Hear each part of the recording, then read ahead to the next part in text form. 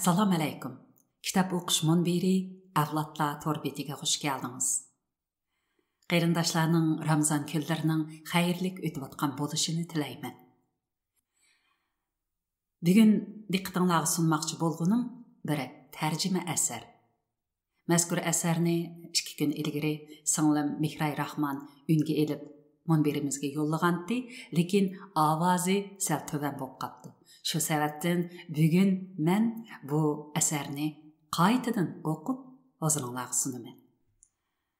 Mazkur asarning temasi Payg'ambar sallallohu alayhi va sallamning tug'ilgan kunini tabriklash. Avtori Muhammad ibn Alavi al-Maliki al-Hasani. Arabchadan inglizchaga tarjima qilguvchi Rashad Jamir. İngilizceden Uyg'urchaga tarjima qilguvchi jiyan qizim Zulqayda Mehmet. Zulqayda Mehmet mazkur asarga qisqa bir ilova kirgizibdi. Oldi bilan huzuringizga shu ilovani o'qib beray. Ilova.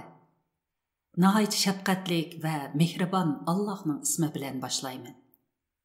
Ramazonning 1-kuni men Sayyid Muhammadning kitobini Uyg'urchaga tarjima qilishni boshladim. Bu kitob Shaban oyida vujudga kelishga boshlagan. Chunki Shaban Payg'ambar sallallohu alayhi va sallamning oyi. Rajab Allohning oyi. Shaban mening oyim. Ramazon ummatlarimning oyi. Bu Payg'ambar sallallohu alayhi va sallamning tug'ilgan kunini tabriklash, ya'ni Mavlud to'g'risida yozilgan asardir.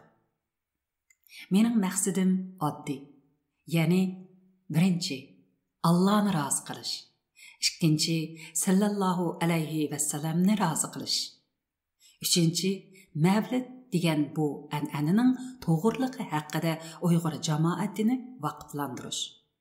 Bu odat ilgari bizning Allohning bandasi va Rasulullahning agashkuchisi bo'lish sifatimiz bilan hayotimizda go'zallik va muhabbat yetildirishda Uyg'ur musulmon kimligimizning ayrilmas bir qismi edi.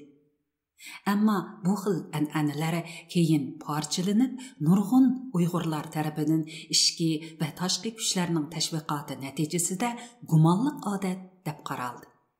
Şunlaşqa bu tarjima diasporadagi Uyg'ur jamoatlari ichida buni asliga keltirish uchun tirishayotgan nurg'un intilishlarga to'hfa qo'shishdir.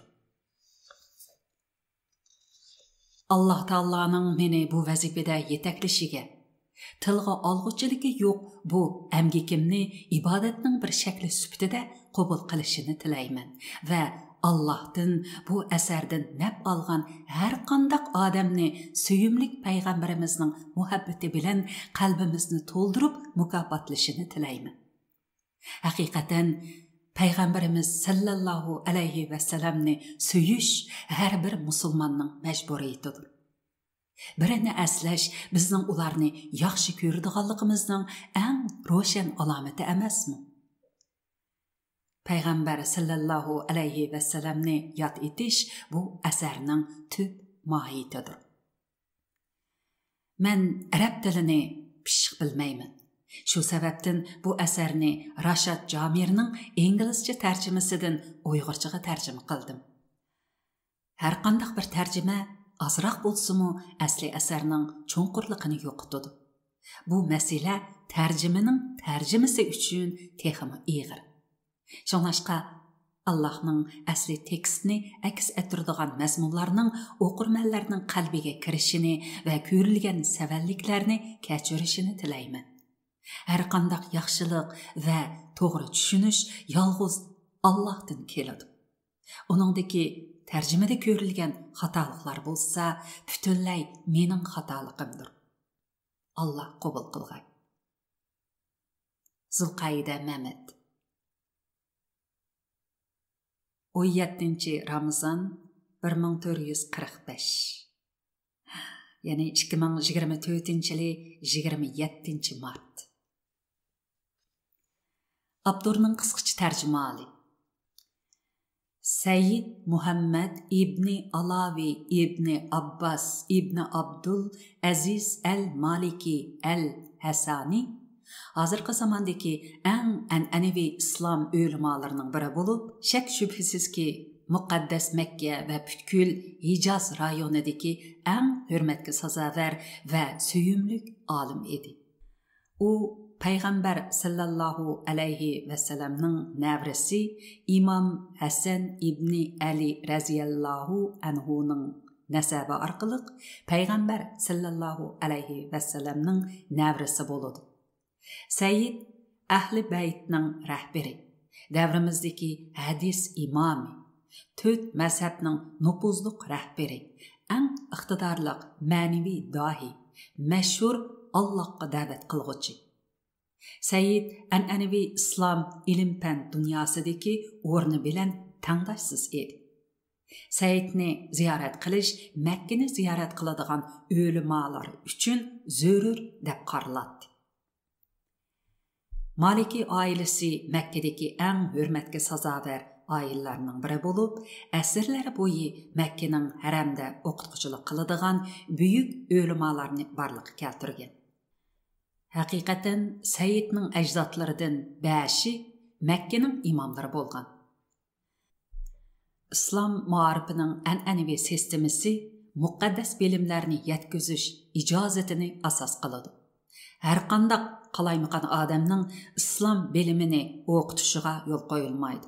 Faqat mashhur o'limalardan ijozatnoma olganlarnila boshqalarga o'rgatishiga yo'l qo'yish kerak. Said uning arab vatanida va bilim izlash safarlari jarayonida o'z davridagi eng buyuk olimlardan, islom bilimlarining har sohalarida 200 dan ortiq ijozatnomalarga erishgan. 80-yillarning beshida bir qism havaskor vahobiy olimlarning fatvolari sababidan Sayyid Muhammad universiteti va haramdagi o'qituvchilik o'rnidan ayrilishga majbur bo'lgan. Bu vahobiy olimlari uning mavjudligini ularning oshqun ideologiyasi va diniy nufuziga tahdid deb qaragan. Shuningdan keyin Sayyid uyida va yaqin atrofdagi masjidda o'qituvchilik qilgan. Sayyidning o'tkaziladigan ommaviy darslariga doim 500 dan kam odam kelmaydi. Sayyid islom dinining asosliq ko'p sonliq an'anasi, ya'ni ahli sunnat va jamoatning yo'liga amal qildi va tashabbus qildi. Buning alohidligi keng qursaqliq va o'tirhollik, bilim va ma'naviyat va ko'p xillikdagi ittifoqliq. Sayyid o'quvchilariga qurilgan 4 mazhab, ya'ni Hanafi, Shofi, Maliki, Hanbaliga amal qilishni va havaskor bo'lmay agishishni o'rgatgan. O'quvchilarga o'tmishdagi ulug' o'lima va avliyolarga hurmat qilishni o'rgatgan. Sayyid musulmonlarning boyligidan foydalanib, ummatning holatini yuqori ko'tarish kerak deb qaragan.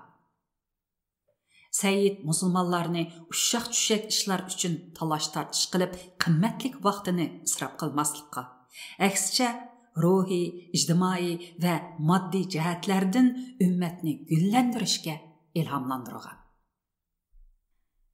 Sayyid Ramazonda olamdan o'tishni xohlaydiganligini oldin o'tirg'a qo'ygan.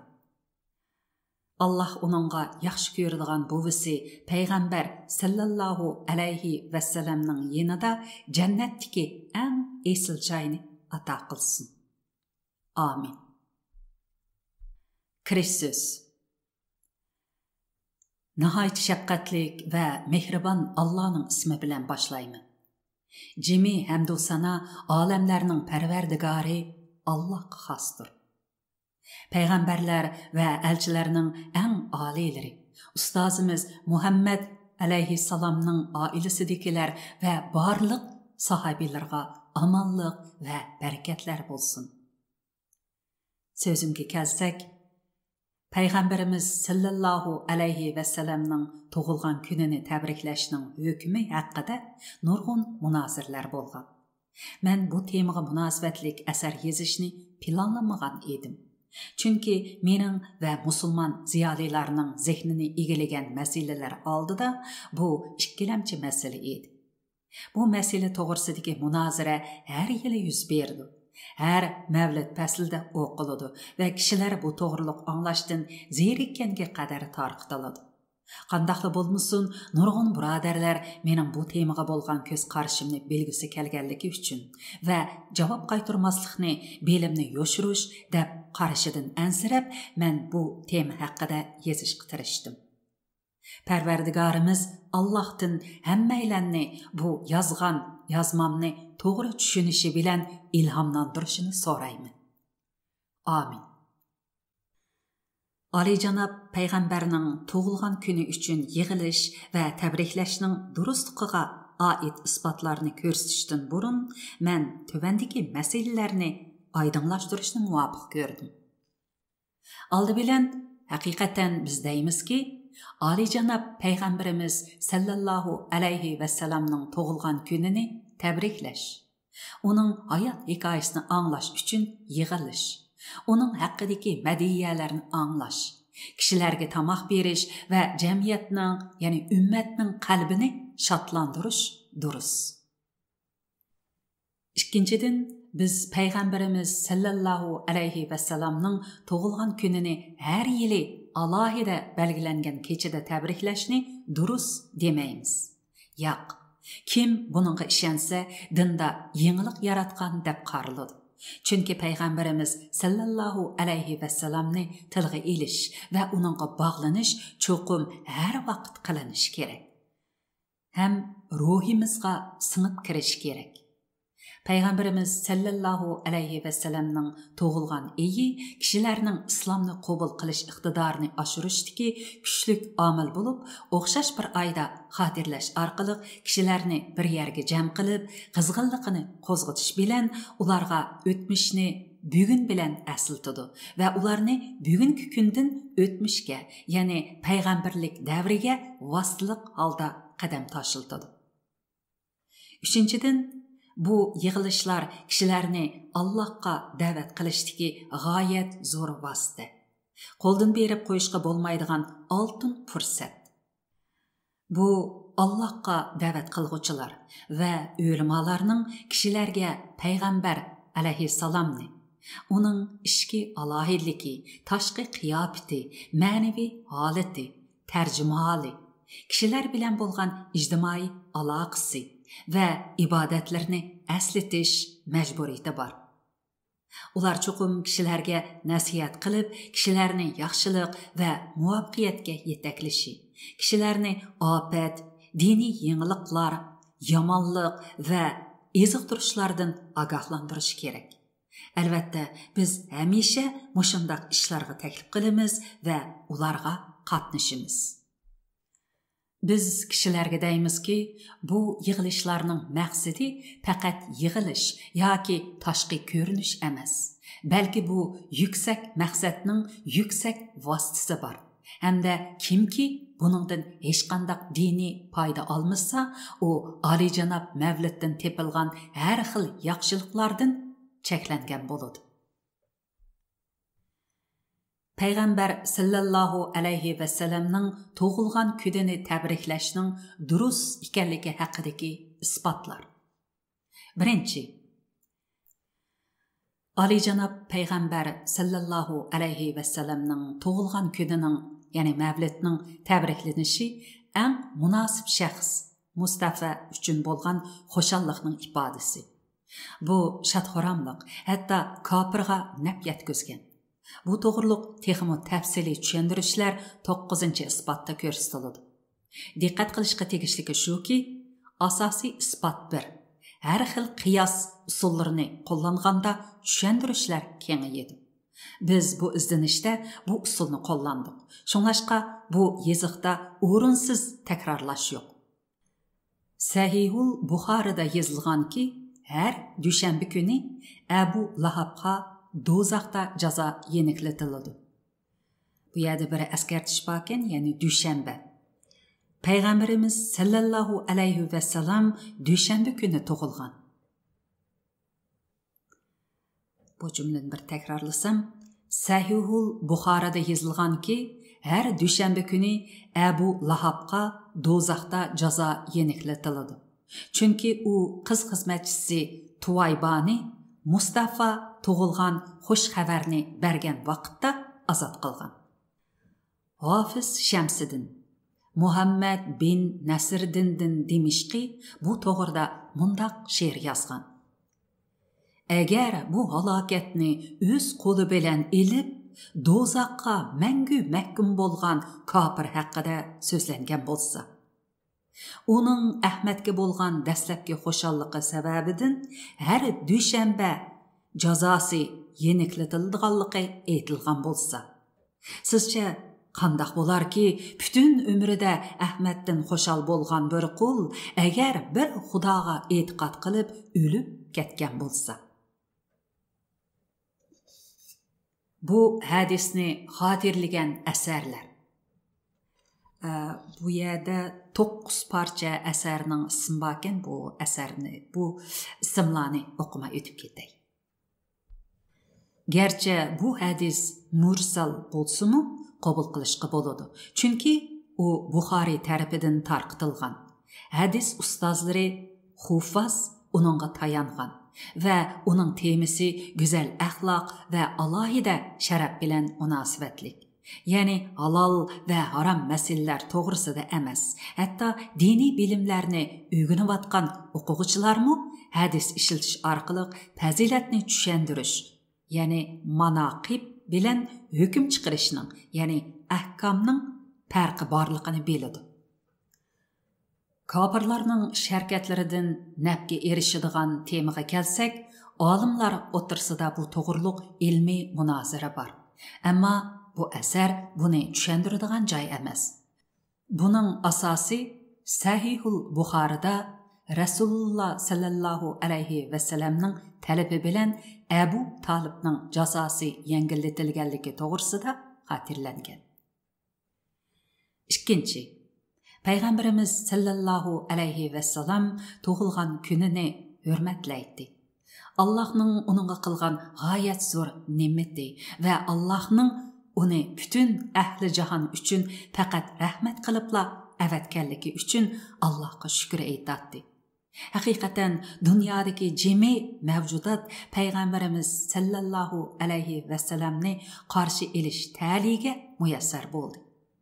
Payg'ambarimiz sallallohu alayhi va sallam ro'za tutish orqali bu sharafning ulug'ligini ifodalaydi. Buni Abu Qatarda rivoyat qilgan hadisdan ko'rib olishga bo'ladi. Payg'ambar alayhissalomdan dushanba kuni ro'za tutish to'g'risida so'raldi. Payg'ambar alayhissalom mundaq javob berdi. U kuni men tug'ilgan va u kuni menga vahiy tushgan. Bu mavlidni tabriklash odatini isbotlaydi. Faqat tashqi shakli o'xshamaydi, ammo ma'nosi o'xshash.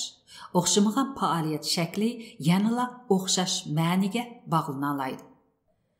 Ro'za tutish yoki boshqalarga oziq berish, yoki Allohni zikr qilish uchun yig'ilish, yoki payg'ambar alayhissalomga salom yo'llash, yoki uning esil xislatlarini anglash.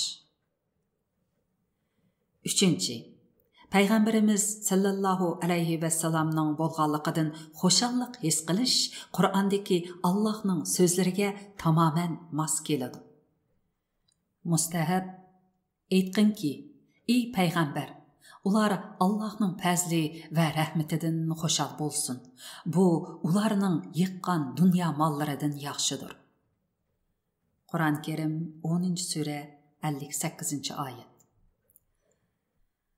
Allah bizga rahim shafqati sababidan xushallikni ko'rsatishga buyurdi. Rasululloh sallallohu alayhi va sallam eng ulug' rahimdir. Allah undaq dedi. Ey Muhammad, seni biz bütün ahli jahon uchun faqat rahmat qilibla avatdik. Qur'oni Karim 21-sura 107-oyat. 4.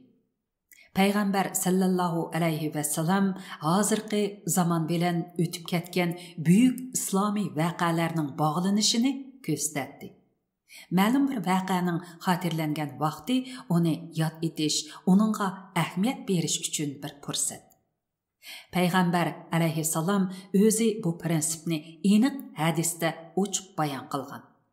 Payg'ambar sallallohu alayhi vasallam Madinaga kelganda yahudiylarning Ashura kunida ro'za tutganligini so'ragan. Ular ro'za tutadiganligini Alloh ularning payg'ambarini, ya'ni Musa alayhissalomni qutuldirib, dushmanini, ya'ni Fir'avnni g'arq qilganligi uchun deb javob bergan. Şoňa ular bu nimet üçün Allah'a şükür etiş yüzsidan roz tutatdı. Ondan Peygamber sallallahu aleyhi ve sellem mundaq dedi. Bizning Musaga sizlardan üstün haqqımız var. Şoňa Peygamberimiz şu günü roza tutdu ve başqalarını mı roz tutuşqa buyurdu. 5. Mevlid Peygamberge rahmet etiş ve salam yollashni o'yg'itadi ve kuchlantiradi. Bu Allah'ның sözüde ko'rsatilgan ikki yaxshi ish. Allah haqiqatan Peygamberge rahmet yollaydı. Yani Peygamber aleyhisselamga rahmet qiladi. Şanini ulug' qiladi. Darajasini üstün qiladi. Farishtalarmi haqiqatan Peygamberge mag'firat talab qiladi. Ey müminler, sizler peygamberge durut eytinglar ve amanlık tilanglar. Çünkü Resulullah'ның sizlerning üstünlardaki haqqı çoğundur. O sizlerni gumrahlıktan hidayetke, zulmettin yoruqlıqqa çıkarğucudur. Kur'an-ı Kerim 33. sure 56. ayet. Kişini şeriat arzu qilgan ishni qilishga undaydigan narsaning o'zi shariat tarafidan arzu qilinadi. Payg'ambarga rahmat va salom yo'llashning foydasi naqadar ko'p. Payg'ambar alayhissalomdan erishgan madadlar naqadar zo'r, ha? Qalamim mehrobda sajda qilmoqda. Uning manfaatlarini sanab berolmaydi. Shundaqla uning nurini namayan qılalmaydı. 6. Alicanab Mevlid'de Peygamberimiz sallallahu aleyhi ve sellem'nin saltanatlik tug'ilishi, mo'jizlari, tercümhali ve onun haqqida öğüniş elib beriladi. Biz uni tonishqa, uningga agishishga, harakatimizni uning harakatiga o'xshatishqa, mo'jizlariga ishonishga ve uning alomatlarini dalillashga buyurilmaganmi? Mevlidning kitoblari bu ma'nini to'liq ado qiladi. 7.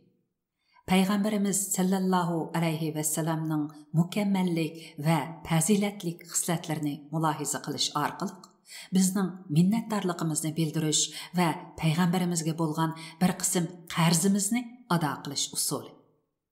Shoirlar uningga diniy she'rlar, yani qasaid bilen hürmet bildirgen ve ularning bu qilganlaridan Peygamberimiz razı bolgan edi. Ularni yaxshi ishlar ve dualar bilen mukofotlagan. Agar Peygamberimiz uni madiyliganlardan razı bolsa, undaqda u o'zining esil xislatlarini bayon qilganlaridan qandaq razı bolmaydi. Shunda qilish orqali kishilar Peygamberimizning muhabbeti ve xo'shalligini jalb qilib Peygamberimizga yaqinlashadi.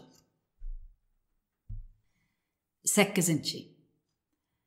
Peygamber aleyhisselamның alayliklarini, mo'jizlarini ve peygamberlikten ilgiri bayan bolgan mo'jizlarini, yani ir-hasad bilish, odamni o'ziga to'liq ishonch ilib kelishga va uningga bo'lgan muhabbatni oshirishga chaqiradi. İnsanlar tabiiy holda go'zal narsalarga qiziqadi. Payg'ambarimizning axloqiy va sifatlaridanmi go'zal, texmi mukammal va fazilatlik narsa yo'q. Uningga bo'lgan muhabbatning kuchayishi va mukammal imoni muqaddas shariatdagi tashna bo'ladigan ikki ish. Şoňa insanның bu ikki ishqa erishishiga qolaylik yaratib bergan narsa o'xshashla foydaliqdir. 9. Peygamberimiz sallallahu aleyhi ve sellem'ga hürmet qilish şeriat tarafidan belgilangan. Peygamberimiz sallallahu aleyhi ve sellem'ning muqaddas tug'ilgan kunida xo'shallik his qilish, xo'shalligini ifodalash, ziyofat tayyorlash, Allohni zikr qilish uchun yig'ilish va namratlarga yaxshi muomala qilishlar Allohga bo'lgan hurmat va minnatdorlik bildirishning eng ro'shan ifodalari. Haqiqatan Allah bizni to'g'ri dinga yetakladi va Peygamberimiz sallallohu alayhi va sallam orqali bizga yaxshiliklarni yoqtirdi. 10. Peygamberimiz sallallohu alayhi va sallamning so'zi orqali juma kunining fazilati va alohidliklarini o'rgandik. U kunda Odam alayhissalom yaratilgan. Bu belgilengen vaqtning ahamiyati payg'ambar bo'lib kelgan har bir payg'ambarning tug'ilish sharfi uchun mavjud. Undaqda payg'ambarlar ichida eng yuqori darajadagi va elchilarning eng oliy janobi bo'lgan payg'ambarning tug'ilgan kunichu. Bu sharaf uning tug'ilgan kuniga bekitilmagan, balki u shu kuni alohida tabriklandi. Shundaqla xuddi juma kuniga o'xshash qayta takrorlanishga qaramasdan odatda boshqa kunlardami tabriklandi.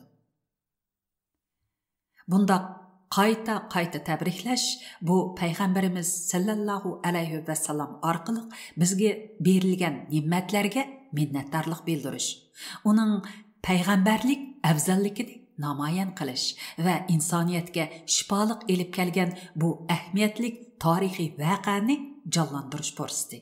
Chunki bu insoniyat tarixidagi ahamiyatli bir hodisa. Zamonda eng mashhur tarixning o'lmas bir beti. Bir payg'ambarning tug'ilgan yerining ulug'ligi Jibril alayhissalomning payg'ambarimiz sallallohu alayhi va sallamning Baytlahemda 2 rakat namoz qilishini talab qilishi bilan namoyon bo'ldi. Jibril alayhissalom onunğa "Qayerda namoz o'qiganligingni bilamsan?" dedi. Payg'ambarimiz sallallohu alayhi va sallam "Yo'q" deb javob berdi. Jibril alayhissalom mundaq dedi: "Sen Baytlahemda İsa alayhissalomning tug'ilgan yerida namoz o'qiding" dedi. Bu hadise Shazad ibn Aviz raziyallahu anhu'nun hadisleri arqılıq tarqıtılgan bulup, El-Bazar ve Ebu Yala ve El-Tabarana arqılıq rivayet kılıngan.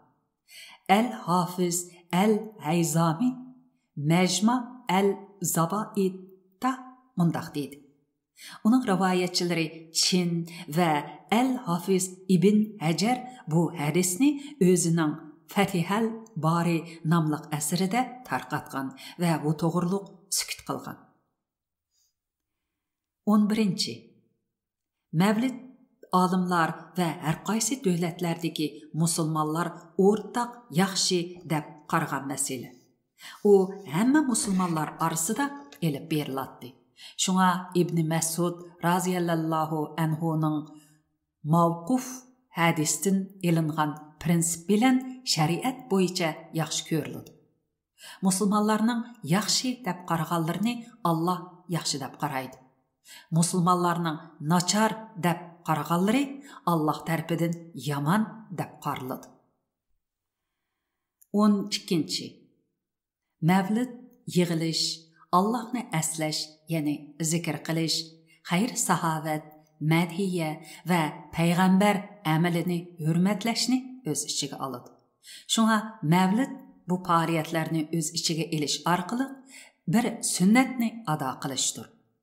Bu faoliyatlar shariat tarafidan maqtilishga arziydi deb qaraladi. Haqiqatan bularga munosabatlik va ularni rag'batlantiradigan ishonchli hadislar yetkazilgan. 13.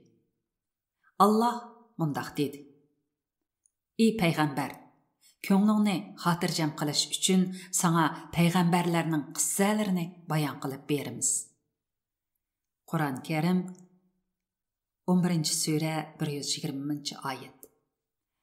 Bu oyat shuni isbotlaydi-ki, oldingi elchilarning xabarlarini yetkazishdagi hikmat payg'ambarimiz sallallohu alayhi vasallamning oliyjanob qalbini kuchaytirish. Shak shubhisizki, biz bugungi kunda payg'ambarimiz sallallohu alayhi vasallamning ehtiyojidanmi bakrak payg'ambarimizning hikoyalari bilan qalbimizni kuchaytirishga muhtojmiz. 14. Salaf qilmagan yoki islomning birinchi avlodlarida bo'lmagan barliq ishlarni rad qilish majburiyat emas. Salaf degan so'zning ma'nosi bu yerda bu atalg'u odatda oldingi 3 avlod musulmonlarni ko'rsatadi deb izohat berildi. Davomlashtiraylik. Bu harakatlarning bo'lmasligi ularni avtomatik holda razil va ayblashga arziydigan bid'atga aylantirmaydi. Balki olimlarning har qanday yangi harakatni shariatning asosiga mos keladigan, kelmaydiganligini baholash majburiyati bor. Foydali ishlardan tarkib topgan harakatlar vojib deb qaraladi. Cheklangan ishlardan tarkib topgan harakatlar harom deb qaraladi. Yoqtirmaydigan ishlardan tarkib topgan harakatlar makruh deb qaraladi. Joiz ishlardan tarkib topgan harakatlar bo'lsa mubah deb qaraladi. Tavsiya qilingan ishlardan tarkib topgan harakatlar mandub deb qaraladi. Boshqacha aytganda, vosita oxiriga o'xshash hukmga ega. 15. Har bir yangilik, bid'at cheklanmaydi. Tövəndəki izahatını oqub ötüb ketək. Ölümalar yenilik yaratışını 5 türge ayırğan. Birincisi zörür, yani vacib. Məsələn, iğib ketken gruplarga radiya beriş və ərəb tilinin grammatikasını öyrəniş. İkinci, tavsiya qılınıdığan, yani mustahab.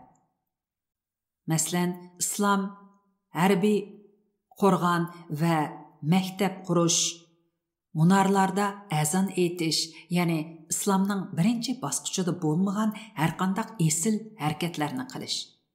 3. Joiz, halol. Masalan, yemaklik va ichimliklarda har xil tanlashlarga ega bo'lish. 4. Yoqtirilmaydigan, ya'ni makruh. Masalan, masjidni zinnatlash va Qur'on Karimni zinnatlash. 5. Mani qilindigan, ya'ni haram. Masalan, sunnatga zid, shariatning umumiy asosiy dalillariga mos kelmaydigan yoki shariatning foydasi bilan mos kelmaydigan harakatlar. Davomlashtiraylik. Agar shundoq bo'lgan bo'lsa, Abu Bakri, Umar va Zayd raziyallohu anhumning Qur'on to'plashi cheklangan bo'ladi. Sahabiler raziyallohu anhum orasidagi yodlig'uvchilarning o'limi bilan yo'qolib ketishidan ansirab, Zayd raziyallohu anhuning Qur'onni kitob shaklida xotirlashi cheklangan bo'ladi. Umar raziyallohu anhuning bir imomning orqasida kishilarni namoz o'qish uchun to'plashi cheklangan bo'ladi. Haqiqatan Umar raziyallohu anhu shu vaqtda mundoq dedi. Bu nima degan muborak bid'at? Har xil foydali bilimlar to'g'risida yozilgan kitoblarni yozish cheklangan bo'ladi. Kofirlarning o'q, avtomat, tanka, aeroplan, suvosti paraxoti va filoti bilan urushqanligiga qaramay, bizning o'qya va o'q bilan harbiy kurash qilishimiz kerak bo'ladi. Munarlarda azonni chaqirish cheklangan bo'ladi. Harbiy qo'rg'on, maktab, doktorxona, qutqizish mashinasi, yetim yesirlar o'rni va turmalarni qurish qatorliqlar cheklangan bo'ladi. Bu nuqtadan olganda o'limalar har bir yangilik ozg'unliq degan hadisni faqat ayblashga bo'ladigan yangiliklarga tatbiqlashni chekladi. Bu hadisning ma'nosining faqat ayblashga arziydigan yangiliklarga qo'llanishini cheklashni sahobalar va tabiundan payg'ambar sallallohu alayhi vasallam davrida yuz bermagan yangiliklarning misollari orqali tushuntirishga bo'ladi. O'xshashla biz bugun salaf qilmagan nurg'un yangi ishlarni tonishtirdik. Masalan, kechining oxirgi qismida kishilarni taravih namozidan keyin tahajjud namozi uchun bir imomning orqasiga kelish uchun to'plash. Ramazonning taravisida Qur'onni tamomlash. Qur'onni tamomlaganda alohida duoni o'qish. Ramazonning 27-kechisida tahajjud namoz vaqtida imom xutba berish. Tahajjud namozi uchun muazzinning namozga chaqirishi. Ya'ni faqat Makka al-Makarama va Madina al-Munavvarlarda chaqiriladi. Bularning hammasini payg'ambar sallallohu alayhi vasallam yoki salafdan hech kim qilmagan. Ammo bizning bu takliflarni qilishimiz ayblashga tegishli yangilikmi? 16. Mavlidni tabriklash payg'ambar sallallohu alayhi vasallamning davrida qilinmagan. Shunlashqa haqiqatan bir yangilik. Ammo u yaxshi yangilik. Chunki u muqaddas shariatning asosiy dalillarini va ularning umumiyligidagi prinsiplarni o'z ichiga oladi. U tabriklash kuni qilib bekitilganligi uchun emas, balki tabriklashning kollektiv tarifi sababidan yangilik hisoblanadi. Buning payg'ambarlik davrida tabriklanadiganligining belgisi 12-isbotda tushuntirildi. 17. İslamның tunji davrida kollektiv shaklda bo'lmagan, ammo ayrim holda bor bo'lgan hamma narsa shariat tarafidan qabul qilinadi. Chunki shariatga mos keladigan narsalardan tarkib topgan mazmunlar shariatga mos keladi. Bu tushunish sirliq emas. 18. İmam Şafii mundaq degan: Qur'on yoki sunnat yoki olimlarning o'rtaq tonishi, ya'ni ijtimoiy yoki deduktivlik taqlid qilish, ya'ni qiyos yoki hadisga qarshi turadigan yangilik xato yangilikdir. Shuning bilan birga yuqorida tilga ilingan hech qanday narsaga qarshi turmaydigan va xayrlikni tonishtiradigan har qanday narsa maqtashga arziydi. İmam al-İz ibni Abdul Salam al-Navavi va İbni al-Asirmu yangiliklarni biz ilgari ko'rsatgan turlarga bo'lishgan. 19. Shariatdagi asosiy isbotlar bilan mos keladigan, shariatga qarshi turishni maqsad qilmaydigan va ayblashga arziydigan narsalardan tarkib topmagan barliq yaxshiliklar dinning bir qismi deb qaraladi. Buni salaf qilmagan degan shuarni har qanday harakatga qarshi isbot sifatida ishlatishga bo'lmaydi. Bu amaliyotda dalil isbotning yo'qligi deb qaraladi. Bundaq ahvolni asosiy prinsiplar, ya'ni ilm, al-usul to'g'risidagi bilimlarni ozroq o'rganganlarmi osonli tushuna oladi. Darvaqa shariat yetakchi yangilikni sunnat deb turga ayirib, qilg'uchiga mukofot berdiganligini va'da qilgan. Rasululloh sallallohu alayhi vasallam aytgandek, kimki islomda yaxshi sunnatni boshlab, kishilar uningdan keyin uningga amal qilsa, uning uchun xotirlangan mukofot uning boshlagan ishiga amal qilgan kishilarning mukofotiga barobar bo'ladi. Hamda bu harakat qilganlarning mukofotini tuvallatmaydi.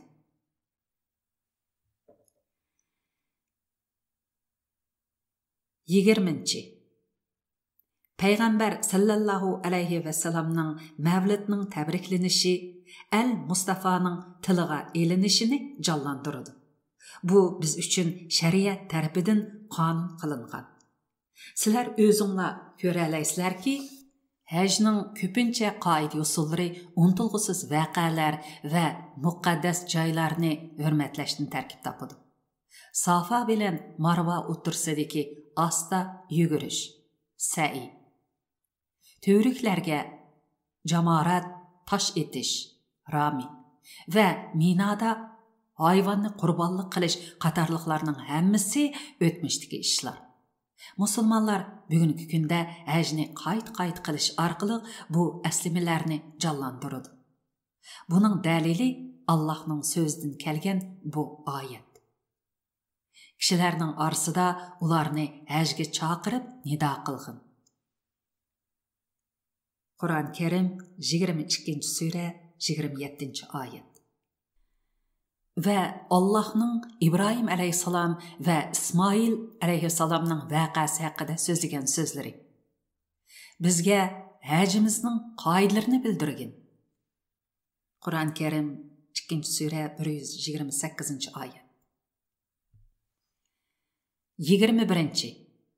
Yuqorida tilga elib o'tganimiz mavlidning qonunliqligiga bo'lgan ko'z qarashlar bo'lib, faqat ayblashga arziydigan harakatlardan xoli bo'lgan mavlidlarla ko'zda tutilgan. Ayblashga tegishlik harakatlar bo'lgan mavlidlarni rad qilish kerak. Parvosiz holda ayollarni aralashtirib etish, harom qilmishlarni qilish, payg'ambar sallallohu alayhi va sallam yoqtirmaydigan cho'ng israfçılık qilish qatorliqlarning hammasi shubhisizki ma'ni qilinadi. Cheklanganlardan tarkib topgan harakatning o'zi cheklandi. Qandaqli bo'lmasin, bundaq ahvolda cheklash shartlik bo'ladi. Mavlidning o'ziga bir tarafli holda qo'llanilmaydi. Bu haqda o'ylanadigan kishilar uchun bu sir emas. Tamam.